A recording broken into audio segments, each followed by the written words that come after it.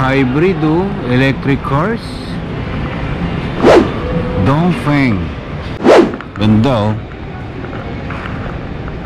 electric ang takbo nito. Electric po, hybrid. Okay. If you don't mind, sir, nasa magkano naman to? Ayan po, 1.8. 1.8. Ano to? Made in? Chinese car po siya. Chinese car. Okay, China car. Hybrid Saan naman ito? Ano naman to? Ito yung ginagamit niyang pang charge? Po. Okay. Portable charger. Portable charger. The question is, paano ngayon kung malobat ka along the way? Saan yung mga charging outlet natin? Sa ngayon, sir, marami na rin charging station po. Like si SM, nagkikater na siya ng mga charging. Si SM? Ayala, si ano po, marami na po. Even Trino naman, meron rin po. Trino? Yung sabihin, hindi kami pwedeng lumayo sa mga lugar na yan. What about mga provinces? Actually, kaya po kami nagpo-produce ng ganitong portable. May portable. Para at least makompute nyo rin. Normally, sir, pag nag-charge siyang ganyan, gaano katagal naman po yan? Iba't iba po kasi yung mga unit po namin. May mga matataas po yung range, may mababa. Tapos, tsaka depende rin po. From minimum hours to maximum hours, ilan ba dapat? Sir, depende pa rin, sir, sa watts na gamit mo na charger. I see. Nagdedepende po yun sa bilis. Kung ang watts mas mataas, mas mabilis po yun. Shall we say 5 hours? Ang pinakamabilis, sir, mga 6 hours sa normal charging. Pero sir, ang pinaka-rapid, sir, yung direct charging, 30 minutes lang. Okay. Alright, so ito pala siya. 1.8 million pesos. So hybrid na siya, electric car na siya. Diba? Meron pa siyang Sir, anong tawag mo dito, sir, sa ano na to? Pinakang ano na to? Ano po? Sorry? Ano ang tawag mo sa pinakang ano nito? Actually, sir, ang niya, parang footrest lang siya, sir. Footrest.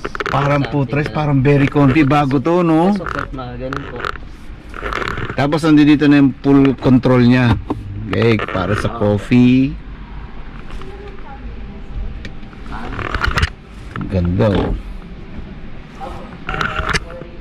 Tapos dito na yung pinaka panel board niya. Okay. Ayun, okay. So dito na yung AC niya and everything. Tapos dito yung pinaka dashboard niya. Lakas maka Mercedes dito yung ano na to. Tsaka ang lakas sa doon.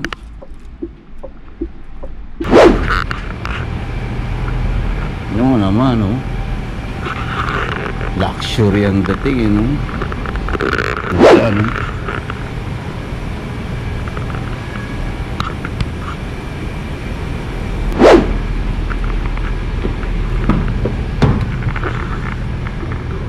And yung backside niya is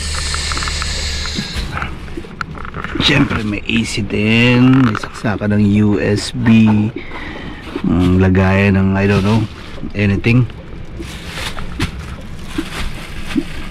Okay, meron din siyang armrest, diba? Ganda, 1.8.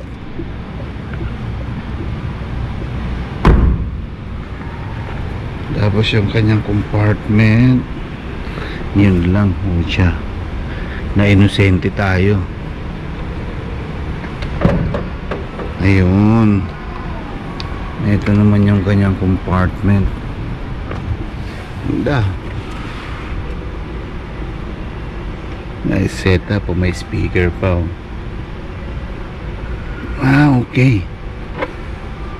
Parang feeling ko ito na yung pinakang battery nito. Electric nga di ba? Sir, matanong lang, magkano naman ang price range nito? Nasa 1.2 lang, sir. 1.2 to, tapos yung isa 1.8. Ang galing, sir, full ano na siya. Apo. Sa gantong budget niya, sir, isa lang yung budget niya na na gasoline. Kumbaga kasi sir, magkapatid yan eh. Alus yung model. Okay. Pero yung pinaka-Barrett, yan yung Barrett nun, hybrid yon. Pero huge yung pangalan. Ito si Alus Mage. Alus Mage, yes. Mage. Tama. Okay. Ang mga magagandang features po na meron ito napakalaki na po ng kanyang infotainment. Tapos nandito na rin po lahat yung mga features na meron to. Like what? Like yung rear tailgate po, pwede buksan. Yung meron tong camera, 540 camera siya. Pati ilalim kita. Wow. Yes. Galing. Yun yung magandang features sa kanya. And again, it's 1.2 million, ano? Yes. Ako po. Mura na yun, sir, kumpara sa ibang electric car. Oo po. Sa mga segment kasi po nito, talagang tatapatan niya. Ang tanong meron na tayo mga bumili nito. Meron na po. Opo, financing pa po. Okay. May na bumili na. Yung kulay na jade green, yung kakaibang kulay na dark na makintab. Next question yan, sir. What if halimbawa under maintenance ito? Saan ba ang pinaka-workshop nito? Sa ngayon sir, sa Bacoor, ang pinaka ano po natin is yung GAC, which is shared service po. Actually po si Legado Motors, nag-avail siya ng Dongfeng Motor tsaka GAC. Kasi po sa ngayon, nahanapan po siya ng pinaka-dealer po dito among Bacoor Boulevard or sa Aguinaldo Highway. Po. Ang mga branches po natin sa Ortigas. Main po namin yun. May Alabang, may Tarlac po, may Pampanga. Yun pa lang? Yun pa lang po. So, in case na halimbawa bumili ka na nito, yun pa lang yung mga allowed mong puntahan po? Technical services? Or dito po sa GAC natin, sa Bacoor. Ano to? Bakit may sign ng gas? Di gas ba to? Naubusan ako ng gas. Pure gas po okay. Ito. Okay. Ito pure by gas yun, by hybrid by electric. Pang Mercedes pala yung ano nito, yung leather seat nito. Napa leather. 10 jamo speaker po siya. Hanggang likod po yan. Oh. Para kang nasa sinehan pala nito. Tsaka po dyan sir, hindi lang po natin mabuksan kasi lobat eh. May features po siya sa infotainment. Kung gusto mo rapid yung cooling niya, may option. Okay. Maraming option doon, kahit pang baby, kung ano yung mode. Even pag magpapakaro siya, kahit nasa loob kayo, pwede. May mode siya doon. Marami siyang mode. Yes. Mas marami siyang advanced features. Yes. Okay.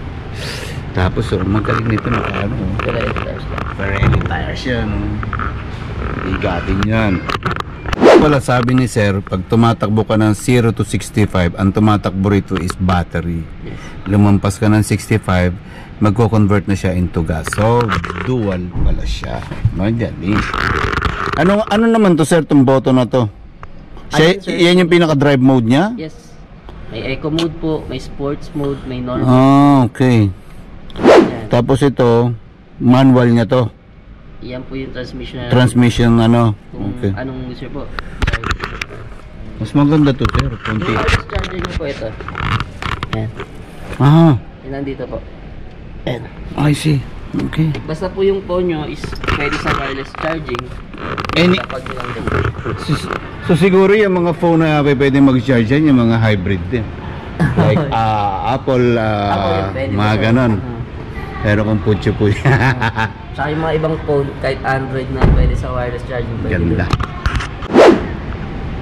Ito. Yes sir, pahingi po ako ng yung pinaka-brochure niya.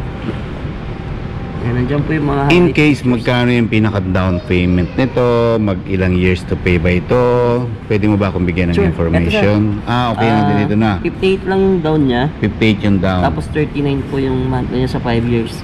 Okay, ano ang requirements natin sir?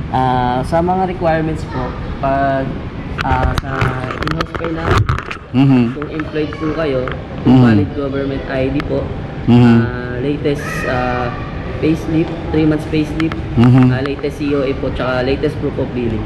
Alright. And pag ano po, pag business yun, like business permit. And kung ito ay magda-down ako is 58,000. All in po yan, may insurance na po yan, may chattel mortgage, may 3 years LTO registration. I see. Kompleto na. Yes.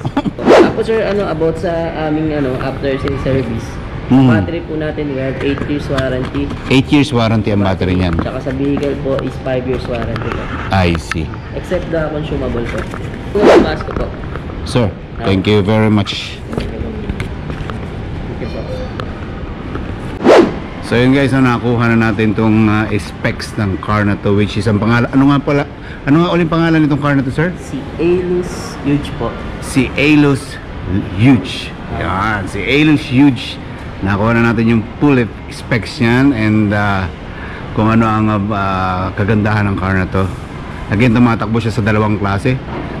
Tumatakbo siya by battery and by gas. So again, from 0 to 65, kaya niyang i-manage through by battery, but 65 and above, ang tatakbo na siya as gas. So dual, so mas makakakonsumo ka ng iyong ano nga ba yung makukonsumo natin, sir? Yung pinakang Per liter niya po. per liter niya. 24 per liter po. So yun lamang ang specs nito ni Alus Huge. So guys, hindi ko na masyadong papabayan ng vlog na to. See you again to my next vlog. This is Stefan the Great. Bye. And God bless you. And again, kung gusto nyo mag-inquire, tanong nyo lang si sir.